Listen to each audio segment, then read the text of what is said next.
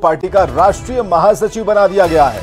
उम्र से जुड़े पोस्ट पर जारी विवाद के बाद कई सवाल खड़े हो रहे थे, लेकिन अब माना जा रहा है कि नीतीश कुमार ने यह बड़ी जिम्मेदारी देकर अशोक चौधरी के विरोधियों को बड़ा जवाब दे दिया।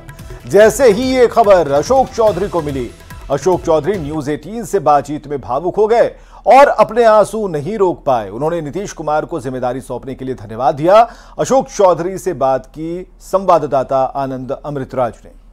जेडीयू के वरिष्ठ नेता और बिहार सरकार के मंत्री अशोक चौधरी कुछ दिन पहले अपने एक सोशल मीडिया पे लिखे पोस्ट की वजह से विवाद में आ गए थे, लेकिन इन तमाम विवादों के बीच में बिहार के मुख्यमंत्री नीतीश कुमार ने अशोक चौधरी को बड़ी जिम्मेदारी देते हुए राष्ट्रीय महासचिव बना दिया। राष्ट्रीय महासचिव बनने के बाद न्यूज 18 से बातचीत में अशोक चौधरी मेरे साथ मौजूद हैं। अशोक जी, एक बड़ी जिम्मेदारी, जब तमाम विवाद को लेकर आपके ऊपर कई तरह के सवाल खड़े हो रहे थे, कहा जा रहा था कि आपने पोस्ट में नीतीश कुमार की उम्र को लेकर लिखा, आपके विरोधी हमला भी बोल रहे थे, लेकिन इस बीच में आपको एक उन्होंने बड़ी जिम्मेदारी दे दी। नेता ने हमको जब से नीतीश जी के साथ आए हैं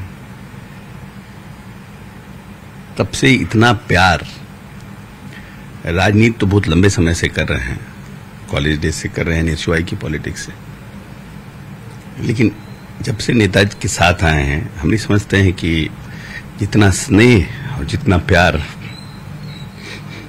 नीतीश ने दिया हमको।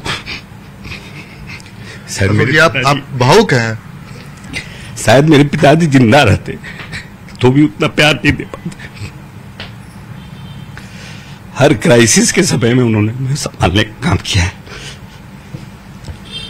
उनका बड़प्पन है, लेकिन इसी बीच में आपको उन्होंने बड़ी जिम्मेदारी भी दे दी है। अशोक जी, आप बेहद भावुक भी हो गए, खासकर जब से आपके विरोधी लगातार आप पे हमला भी बोल रहे थे, लेकिन इस बीच में आपको एक बड़ी जिम्मेदारी। नेता के विश्वास पर खड़ा उतरे। आपके विरोधी लगातार आरोप लगा रहे थे कि आपने सोशल मीडिया पे जो लिखा, नीतीश कुमार की उम्र को लेकर लिखा, क्या आप इस विवाद के बाद आपकी मुलाकात मुख्यमंत्री से हुई तो मुख्यमंत्री ने कुछ कहा आपके इस पोस्ट को लेकर? नेता ने हमें कोई प्रश्न नहीं किया, ना कोई पूछा हमसे। अच्छा, इन तमाम बातों के बाद आपको एक बड़ी जिम्मेदारी देने का मतलब क्या समझा जाए? क्या नीतीश कुमार को लेकर आपके बारे में चर्चा होता है कि आप उनके बेहद करीबी हैं? क्या उसी को आगे बढ़ाया उन्होंने? इसका तो हमको कोई आइडिया नहीं, ना हमने माननीय नेता से ये सब चीज मांगा था, ना कुछ। उन्होंने खुद ही, माननीय नेता ने खुद ही ये पद हमें दिया है, हम मांगने नहीं गए थे माननीय नेता से। तो अगला लक्ष्य क्या है अशोक चौधरी का? देखिए, हम लोग सबका, जो भी माननीय नेता के साथ समर्पित लोग हैं और जो कार्यकर्ता हैं, उनका एक ही लक्ष्य होना चाहिए, एक ही संकल्प होना चाहिए कि 2025 में जो चुनाव, आने वाला चुनाव है, उसमें हम माननीय नेता को 2010 का रिजल्ट देके दें, और उसके लिए ये एक साल हम सब मिलकर के कैसे एनडीए की सरकार बने, कैसे नीतीश कुमार का जो रिजल्ट था 2010 का, उससे बेहतर हम करके दें एज ए गिफ्ट। मैं नीतीश जी से 20 साल छोटा हूं, न नीतीश कुमार के जितना मैं भाग सकता हूं, न नीतीश कुमार के जितना मैं काम कर सकता हूं, और मैं चैलेंज करता हूं कि कोई नीतीश कुमार के 20 साल छोटा भी उनको कम्पीट कर जाएगा तो हम उनको अवार्ड दे देंगे। बड़ी जिम्मेदारी दी है, उसको लेकर वो बेहद भावुक भी है, और उन्होंने कहा कि मुझे जो जिम्मेदारी मिली है मैं बखूबी निभाऊंगा। 2025 में अगर फिर से नीतीश कुमार कैसे मुख्यमंत्री बने, इसके लिए जी जान लगाऊंगा। कैमरामैन मनीष जुनेजा के साथ आनंद अमृतराज, न्यूज 18 नेटवर्क, पटना। और जेडीयू में कद और पद बढ़ने के बाद मंत्री अशोक चौधरी सीएम आवास पहुंचे और मुख्यमंत्री नीतीश कुमार से मुलाकात की। आपको बताएं कि अशोक चौधरी को पार्टी का राष्ट्रीय महासचिव बनाया गया है, और इस खबर के बाद जैसे ही खबर मिली, बातचीत हुई न्यूज 18 के साथ, और उसके बाद आनंद अमृतराज हमारे साथ, हमारे संवाददाता फोन लाइन पर मौजूद हैं। आनंद, जो सवाल आपने पहला सवाल अशोक चौधरी से किया, वही सवाल अभी इस वक्त हम आपके सामने दोहरा रहे हैं। बहुत ज़्यादा आलोचना हुई, तरह तरह की बातें हुई, और ये कहा गया, और एक दो जगह से नहीं, आपको याद होगा कि बाढ़ से जो विधायक हैं उन्होंने भी कमेंट इस पर किया था। देखिए विवेक, निश्चित तौर पे नीरज कुमार ने हमला बोला था, ज्ञानंद सिंह ज्ञानू ने बोला, जीतन राम मांझी ने भी सारे सारों में निशाना साधा था, और उपेंद्र कुशवाहा ने भी निशाना साधा। इसके अलावा कई और भी लोग थे जो निशाना साध रहे थे, लेकिन सवाल ये इसी को लेकर हो रहा था कि क्या अशोक चौधरी ने जो सोशल मीडिया के बहाने जो लिखा है, क्या वो नीतीश कुमार के ऊपर था। कई तरह की बातें हो रही नीतीश कुमार को लेकर। जब उनसे सवाल पूछा गया तो उन्होंने सफाई भी दी थी कि मेरी ऐसी कोई मसला नहीं है, मैंने अपने व्यक्तिगत बातों को रखते हुए लिखा था और बाप बेटी के संबंध को लेकर था। उन्होंने सफाई देने के बावजूद इसके ये मामला शांत नहीं हो रहा था और उसके बाद ये भी चर्चा होने लगी थी क्या नीतीश कुमार उनसे नाराज है। लेकिन तमाम कयासों के बीच में विवेक नीतीश कुमार ने उन्हें एक बड़ी जिम्मेदारी दे दी राष्ट्रीय महासचिव बनाकर और अब से कुछ देर पहले नीतीश कुमार से उन्होंने जाके मुलाकात की और उनका आशीर्वाद दिया। और मैं आपको बता दूं कि अशोक चौधरी कल दुबई जा रहे हैं। दुबई में एक बिहारियों ने एक बिहार के जो लोग हैं वहाँ पे उन्होंने कार्यक्रम रखा है जिसमें अशोक चौधरी को उन्होंने मुख्य अतिथि बनाया। तो आज इस बात के लिए भी वो इजाजत लेने के लिए गए थे। मैं फिर से आपको बता दूं कल अशोक चौधरी इन तमाम राजनीतिक उहापोह के बीच में जब उनको जिम्मेदारी मिली उसके बाद वो नीतीश कुमार से मुलाकात की। नीतीश कुमार से मुलाकात उनकी बेहद अच्छी रही और उन्होंने बताया कि बेहद भावनात्मक मुलाकात था और मैं अपना सेंटिमेंट वहाँ भी व्यक्त करना चाहता था और मुख्यमंत्री ने उनकी भावनाओं को समझा और बोला कि आपको जो मैंने जिम्मेदारी दी है आप अच्छे से काम कीजिए, पार्टी को कैसे मजबूत करना है आने वाले समय में 2025 में एक बड़ी लड़ाई है, उस लड़ाई को कैसे देखना है उसको लेकर जिम्मेदारी दी है। और उसके बाद उन्होंने इजाजत दी कि कल उन्हें दुबई में जाना है कार्यक्रम, उसके बाद मुख्यमंत्री ने भी उन्हें उसकी इजाजत दे दी। तो इन तमाम बातों का कयास का अंत इसी से समझा जा सकता है विवेक कि अशोक चौधरी का कद एक तरीके से इन तमाम विवादों के बाद बढ़ा दिया गया। ठीक है, अशोक चौधरी का यहाँ कद बढ़ता है लेकिन इससे कहाँ पर इफेक्ट, ये हम जो समझना चाह रहे हैं कि ये इसका इफेक्ट कहाँ कहाँ पड़ेगा ये ज़रा हमें बताइए, क्योंकि जहाँ जहाँ से आलोचना हो रही थी वहाँ तो पड़ेगा ही, उनकी समझदारी पर पड़ेगा और असल निशाना कहाँ पर है। अगर नीतीश कुमार ने इन्हें बना दिया, एक मैसेज चला गया और एक बॉन्डिंग नीतीश कुमार और अशोक चौधरी की यहाँ पर निकल कर सामने आती है, मजबूत बॉन्डिंग, तो इसका इम्पैक्ट, उसकी बात अगर हम करें तो ज़्यादा बेहतर है। देखिए निश्चित तौर पर आपने महत्वपूर्ण सवाल किया और माना जाता है कि 4-5 ऐसे बड़े नेता हैं जेडीयू के जो नीतीश कुमार के बेहद करीबी है। लेकिन ये जब कुछ बयान आए थे उसके बाद ये माना जाता है क्या जेडीयू के उन जो 4-5 लोगों का जो बड़ा वो एक गुट था क्या वो उसमें अशोक चौधरी कमजोर पड़ रहे हैं। लेकिन इन तमाम कयासों के बीच में अगर अशोक चौधरी को ये बड़ी जिम्मेदारी दी गई है तो आप इसे साफ समझ सकते हैं कि नीतीश कुमार के नजर में इनकी अहमियत काफी ज्यादा है और नीतीश कुमार चलिए बहुत बहुत शुक्रिया तमाम बातों के लिए, जानकारियों के लिए। तो अशोक चौधरी और नीतीश कुमार के बीच की जो बॉन्डिंग है इस फैसले के बाद और भी मजबूत होती है और जितने लोगों ने जिन लोगों ने पार्टी के अंदर या फिर पार्टी के बाहर जिन लोगों ने भी इस बात को लेकर, उनकी उस पोस्ट को लेकर आलोचना की, उन्हें भी एक सीधा जवाब मिलता है। लालू प्रसाद के बयान पर मांझी का पलटवार। जी हां, जीतन राम मांझी का सोशल मीडिया एक्स पर पोस्ट जरा पढ़िएगा। लालू प्रसाद को मांझी ने जवाब दे दिया है।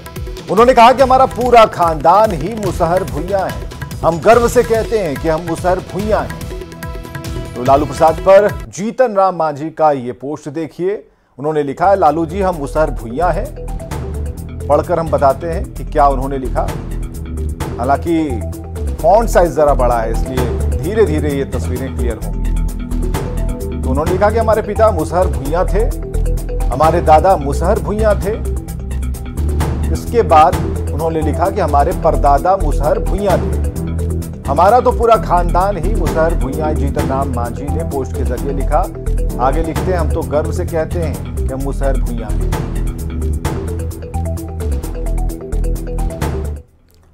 दरअसल केंद्रीय मंत्री जीतन राम मांझी ने कहा था कि लालू प्रसाद यादव नहीं गरेड़िया हैं और इस बयान पर लालू प्रसाद ने पलटवार किया। लालू प्रसाद ने पूछा कि जीतन राम मांझी मुसहर है क्या, ये भी जरा देखिए।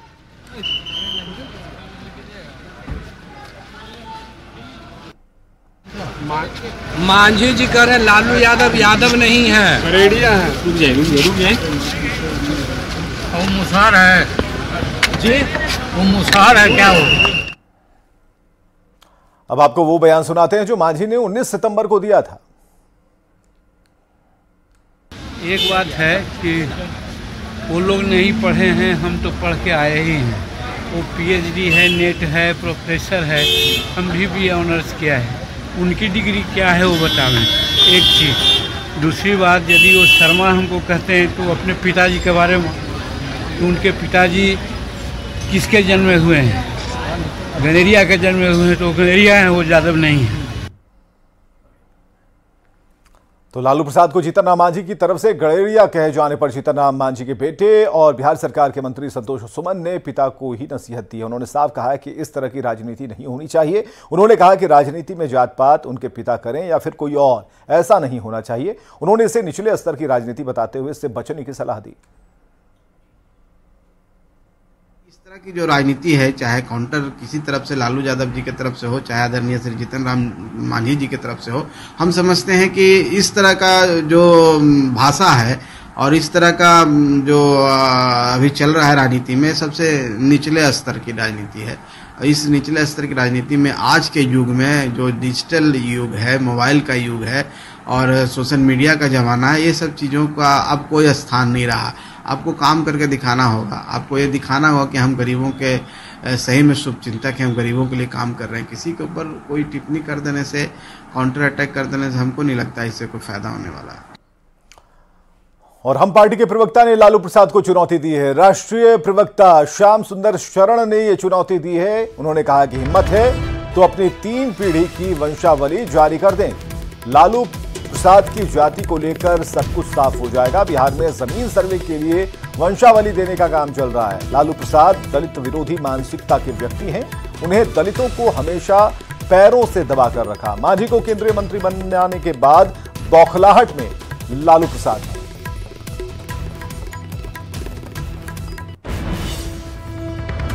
लालू प्रसाद यादव अपनी पूरी राजनीति में दलित विरोधी मानसिकता के रहे हैं। जब से वो राजनीति में आए, दलितों को अपने पैरों की जूती समझी उन्होंने। और आज प्रधानमंत्री जी ने समाज के सबसे निचले पायदान से आने वाले व्यक्ति श्री जीतन राम मांझी जी को केंद्रीय मंत्री बनाया, तो उनको और ज्यादा बौखलाहट है। और बौखलाहट में वो अंट संट बयान दे रहे हैं। हम तो चैलेंज देते हैं उनको कि आप अपनी वंशावली जारी करिए कि आप सही मायनों में यादव हैं कि आप सही मायनों में गडेरी हैं, पता चल जाएगा। आपके बिहार सरकार में तो जमीन का सर्वे में लोग वंशावली बना रहे हैं। बिहार में स्मार्ट मीटर का मामला तूल पकड़ता जा रहा है। उस मुद्दे पर सरकार को घेरने के लिए जहां विपक्ष की तरफ से आंदोलन का ऐलान किया गया है, वहीं सरकार ने इस मामले में अपना पक्ष आज साफ किया।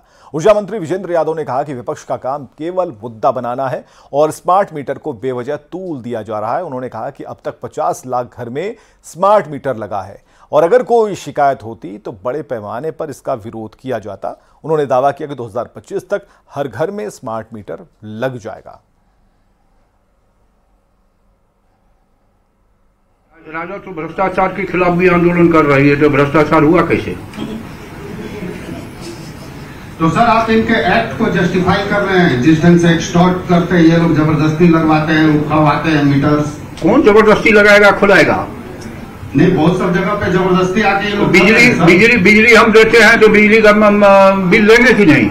मुफ्त में बिजली देंगे। तो जो जबरदस्ती लगा रहे हैं अनजस्टिफाइड है, इसको आप मानते हैं? काहे हम अनजस्टिफाइड मानेंगे? तो 50 लाख लोग ने विरोध नहीं किया तो कुछ लोग तो हर बात का विरोध करते हैं। 16 के पहले हर घर बिजली क्यों नहीं लगी? क्यों नहीं लगी? जो लोग विरोध कर रहे हैं, अन्य राज्यों में तो था, इस राज्य में कहा 700 मेगावाट चलता था। ये राजनीतिक मुद्दे नहीं है, ये ऐसे मुद्दे हैं कि अस्थायी रूप से लोगों को सुविधा मिले।